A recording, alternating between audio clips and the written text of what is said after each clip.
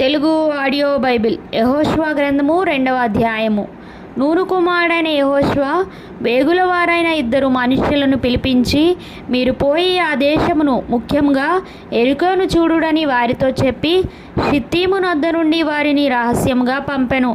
వారు వెళ్ళి రాహాబనునొక వేశ్య ఇంట చేరి అక్కడ దిగగా, దేశమును వేగుచూచుటకు ఇశ్రాయేలీయుల యొద్ద నుండి మనుష్యులు రాత్రివేళ ఇక్కడికి వచ్చిరని యెరికో రాజునకు వర్తమానము వచ్చెను. అతడు, నీ యొద్దకు వచ్చి నీ ఇంట చేరిన ఆ మనుషులను వెలుపలికి తీసుకొని రమ్ము, వారు ఈ దేశమంతటిని వేగుచూచుటకై వచ్చిరని చెప్పుటకు రాహాబు నొద్దకు మనుషులను పంపగా, ఆ స్త్రీ ఆ 2 మనుషులను తోడుకొని వారిని దాచిపెట్టి, మనుషులు నా యొద్దకు వచ్చిన మాట నిజమే, వారెక్కడి నుండి వచ్చిరో నేను ఎరుగను. చీకటి పడుచుండగా గవిని వేయబడు వేళను ఆ మనుషులు వెలుపలికి వెళ్ళిరి, వారెక్కడికి పోయిరో నేను ఎరుగను. మీరు వారిని శీఘ్రముగా తరిమితిరా, పట్టుకొందురు అని చెప్పి తన మిద్దె మీదికి ఆ 2 ఎక్కించి దాని మీద రాసివేసి ఉన్న జనుప కట్టెలో వారిని దాచిపెట్టెను. ఆ మనుష్యులు యొర్దాను దాటు రేవుల మార్గముగా వారిని తరిమిరి. తరుమపోయిన మనుషులు బయలు వెళ్ళిన తోడనే గవిని వేయబడెను.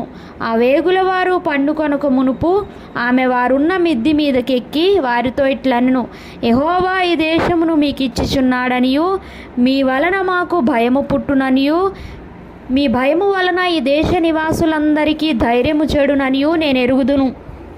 మీరు ఐగుప్తు దేశంలో నుండి వచ్చినప్పుడు మీ ఎదుట యెహోవా ఎర్ర సముద్రపు నీరును ఎలాగూ ఆరిపోచేసెనో, యొర్దాను తీరముననున్న అమోరీయుల 2 రాజులైన సీహోనుకును ఓగుకును మీరేమి చేసితిరో, అనగా మీరు వారిని ఎలాగూ నిర్మూలము చేసితిరో ఆ సంగతి మేము వింటిమి.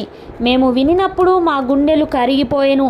మీ దేవుడైన యెహోవా పైన ఆకాశమందును క్రింద భూమి అందును దేవుడే. మీ ఎదుట ఎట్టి మనుషులకైనను ధైర్యమేమాత్రమును ఉండదు. నేను మీకు ఉపకారము చేసి తిని గనుక మీరును నా తండ్రి ఇంటికి ఉపకారము చేసి నాకు నిజమైన ఆనవాలుని ఇచ్చి, నా తండ్రియు నా తల్లియు నా అన్నదమ్ములను నా అక్క చెల్లెండ్రును వారికి కలిగి ఉన్న వారందరూ చావకుండా బ్రతుకనిచ్చి రక్షించునట్లుగా దయచేసి యెహోవా తోడని ప్రమాణము చేయుడనెను. అందుకు ఆ మనుష్యులు ఆమెతో, నీవు మా సంగతి వెల్లడి చేయని ఎడల మీరు చావకుండునట్లు మీ ప్రాణములకు బదులుగా మా ప్రాణమిచ్చెదము.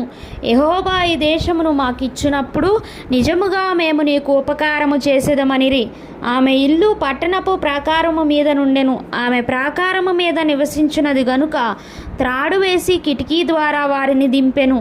ఆమె, మిమ్మును తరుమబోయిన వారు మీకెదురుగా వచ్చెదరేమో, మీరు కొండలకు వెళ్ళి తరుమబోయిన వారు తిరిగి వచ్చు వరకు 3 దినములు అచ్చట దాగియుండుడి, తరువాత మీ త్రోవను వెళ్ళుడని వారితో అనగా, ఆ మనుష్యులు ఆమెతో ఇట్లనిరి, ఇదిగో మేము ఈ దేశమునకు వచ్చు వారము గనుక నీవు మా చేత చేయించిన ఈ ప్రమాణము విషయమై మేము నిర్దోషులమగునట్లు నీవు మమ్మను దించిన ఈ కిటికీకి ఈ ఎర్రని దారమును కత్తి నీ తండ్రిని నీ తల్లిని నీ అన్నదమ్ములను నీ తండ్రి ఇంటి వారినందరినీ ఇంట చేర్చుకొనుము. నీ ఇంటి ద్వారములలో నుండి వెలుపలికి వచ్చువాడు తన ప్రాణమునకు తానే ఉత్తరవాది.